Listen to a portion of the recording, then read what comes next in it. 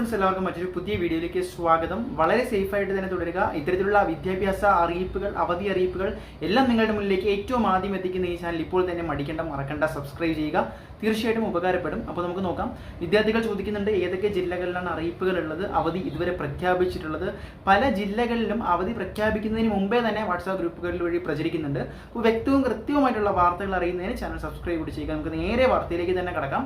നിലവിൽ കേരളത്തിൽ 3 ജില്ലകളിലാണ് വിദ്യാഭ്യാസ കളക്ടർമാർ വഴി അവധി പ്രഖ്യാപിച്ചിട്ടുള്ളത്. പക്ഷേ ഈ ജില്ലകളുടെ എണ്ണം കൂടും എന്ന് ഏറെക്കുറെ ഉറപ്പാണ്. കാരണം വരുന്ന നിമിഷങ്ങളിൽ കൂടുതൽ അവധി അറിയിപ്പുകൾ വന്നേക്കാം.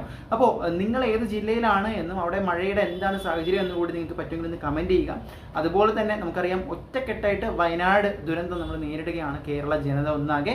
നമുക്ക് കാര്യത്തിലേക്ക് തന്നെ കടക്കാം. സേഫായിട്ട് തുടരുക. ഒന്നുകൂടി ആവർത്തിക്കുകയാണ്. നിലവിൽ തൃശ്ശൂർ, മലപ്പുറം, അതുപോലെ തന്നെ നമുക്ക് കണ്ണൂർ, ഈ 3 ജില്ലകളിലെ വിദ്യാഭ്യാസ സ്ഥാപനങ്ങൾക്കാണ് അവധി പ്രഖ്യാപിച്ചിട്ടുള്ളത്. അതോടൊപ്പം കോഴിക്കോട് ജില്ലയിലെ ദുരിതാശ്വാസ ക്യാമ്പുകളായി പ്രവർത്തിക്കുന്ന സ്കൂളുകൾക്ക് കൂടി നിലവിൽ അവധി പ്രഖ്യാപിച്ചിട്ടുണ്ട്. കൂടുതൽ വാർത്തകൾ ഓൺ ദ വേ ആണ്. കാത്തിരിക്കാം. ഞങ്ങളോടൊപ്പം തുടരുക ഏറ്റവും പുതിയ അപ്ഡേറ്റുകൾക്ക്.